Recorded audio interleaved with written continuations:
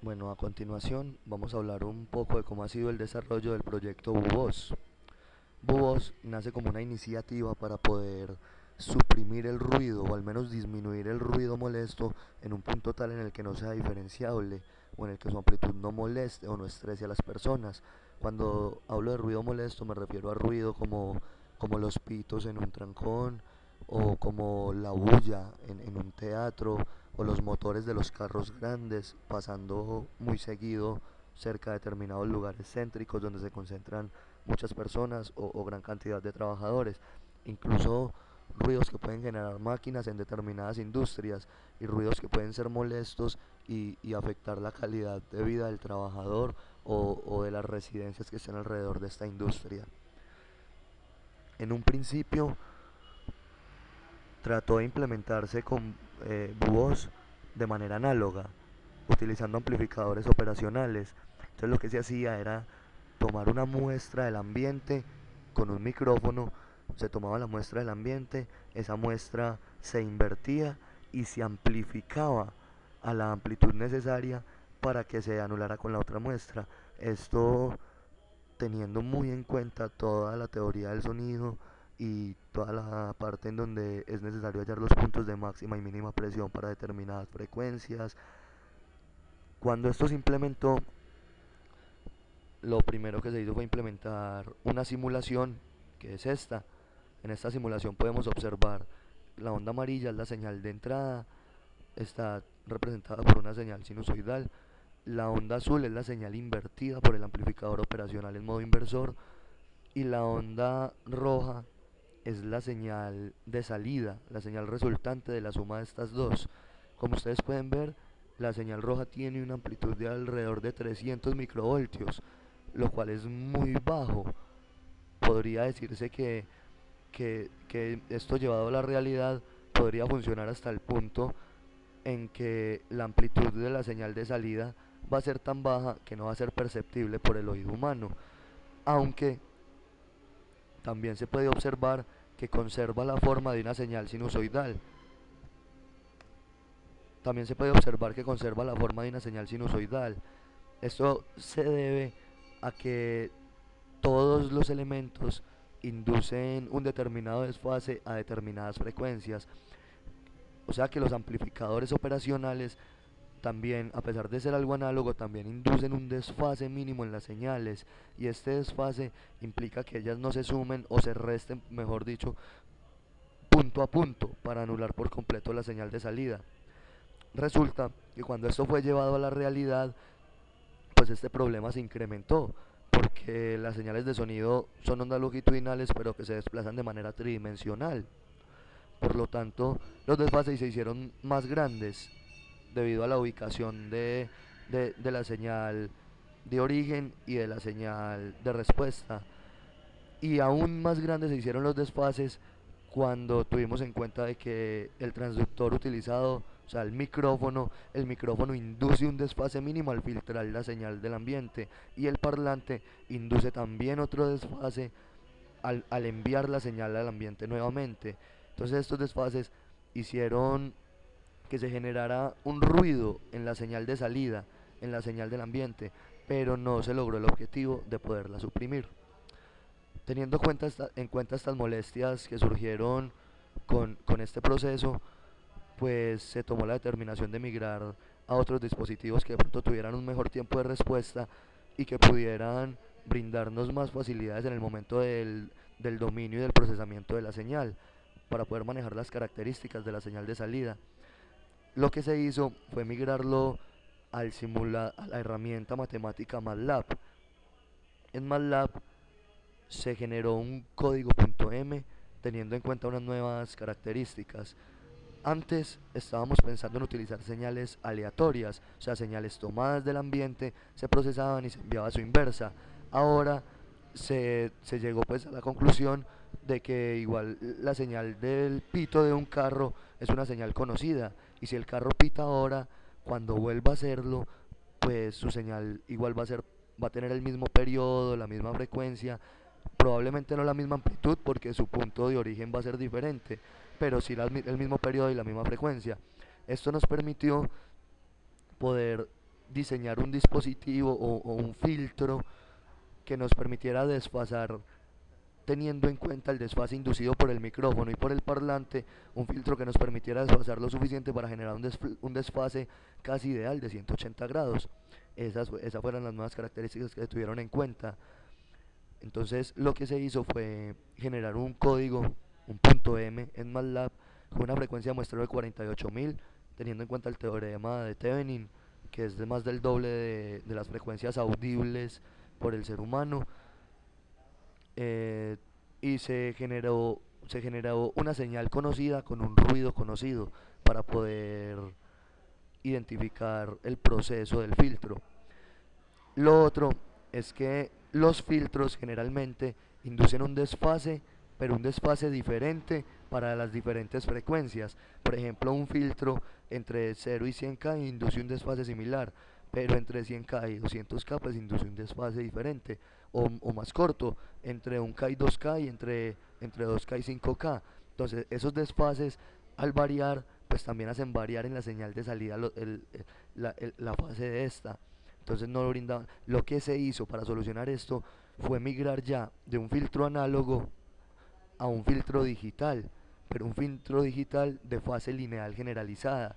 Esto significa que el filtro me va a desfasar todas las componentes de frecuencia de mi señal, me las va a desfasar la misma cantidad de grados. Va a ser algo lineal y va a ser generalizado. Esos filtros también son conocidos como filtros FIR o de respuesta finita al impulso. Vamos a observar la simulación y qué fue lo obtenido al simular este filtro.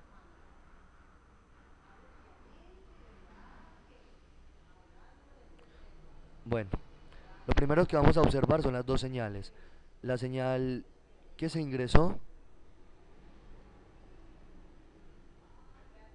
la señal que se ingresó fue un seno de 2pi por 1000t más 5 seno, quiere decir que es frecuencia de 500 y de 10K, ¿cierto? 10 kHz y 500 Hz.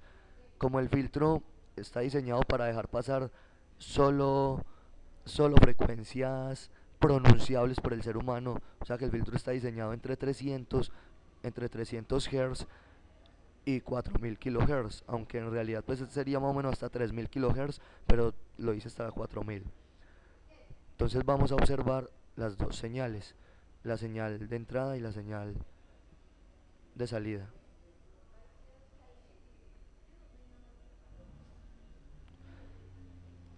Acá se puede observar claramente que esta es la señal de entrada y que está superpuesta sobre una señal de 500 Hz, una señal de 10 kHz. Ahora, a la salida del filtro, lo que obtenemos es esto. Una señal en la que solo se encuentra la componente frecuencial de 500 Hz. La componente frecuencial de 10 kHz se ha eliminado por completo e incluso la amplitud de la señal de 500 Hz se mantiene muy similar. Ahora vamos a observar las respuestas del filtro. Acá se puede observar el diagrama de magnitud del fase del filtro, digo, el diagrama de fase del filtro y acá la respuesta en frecuencia del mismo filtro. Acá en el código, en el punto M, podemos observar la frecuencia de muestreo, que sería esta, un vector T generado para poder generar las señales con las que se va a trabajar, un vector de ceros generado para, como el filtro es recursivo, es digital, él utiliza 12 muestras anteriores, se genera un vector de ceros, 12 muestras más grande para que él tenga de dónde tomar muestras iniciales. Esas muestras se inicializan en ceros normalmente porque el filtro no es adaptativo. El orden del filtro es de orden 12. Las frecuencias, el comando de MATLAB utilizado para diseñar el filtro o para que me devuelva los numeradores, los coeficientes del filtro, me exige las frecuencias normalizadas a la frecuencia de muestreo, a la mitad de la frecuencia de muestreo. Y este es el comando utilizado para el filtro. El confir1, el orden y las frecuencias, lo que hace es devolverme la serie, un vector con los coeficientes del filtro. Como es de orden 12, debería tener alrededor de 13 coeficientes o 13 coeficientes. Lo que sigue es ya los comandos utilizados para graficar las respuestas de fase, de amplitud y la respuesta en frecuencia. Y acá ya lo que se hizo es, después de haber tomado los coeficientes del filtro que quedan almacenados en este vector, vamos a ver un poco más grande. Después de haber tomado estos coeficientes del filtro, lo que se hizo fue cargar esos coeficientes en un filtro digital para no tener que generar siempre el filtro en el proceso de filtrado de la señal. O sea, cada que vayamos a filtrar la señal, no tener que generar el filtro para poderla filtrar, sino simplemente tener ya el filtro establecido y empezar a tomar las muestras de la señal, filtrarlas y enviarlas a un vector de salida. Eso es lo que se hace acá. Se toman los coeficientes, se plasman y ya acá se grafican por último las dos señales, la señal de entrada y la señal de salida ya filtrada.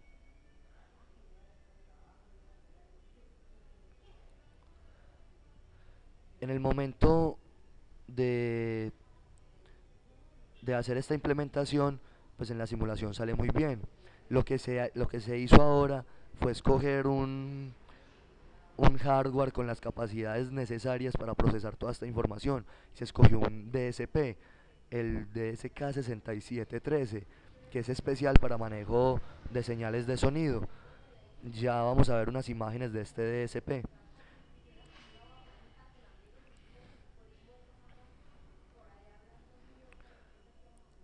Estas son unas imágenes del DSP escogido.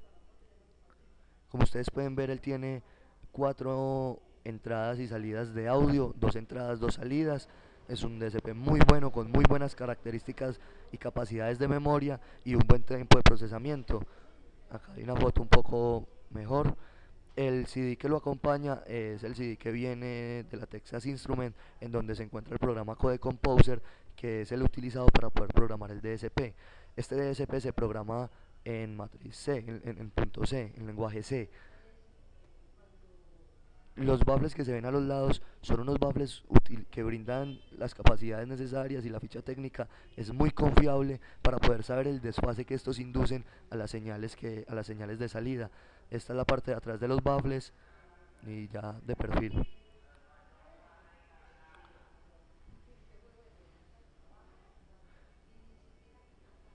Ya lo siguiente que se hizo fue montar el código en el DSP y empezar a hacer las pruebas respectivas.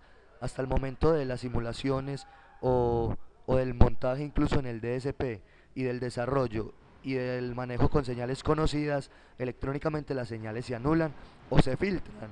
Ya falta es utilizar un, unos baffles, unos parlantes de respuesta plana que ya los adquirimos, y con estos parlantes pues la idea es lo mismo, que la salida no desfase las diferentes componentes de frecuencia, sino que todas me las desfase la misma cantidad, para poder garantizar de que el desfase va a ser aproximado a los 180 grados.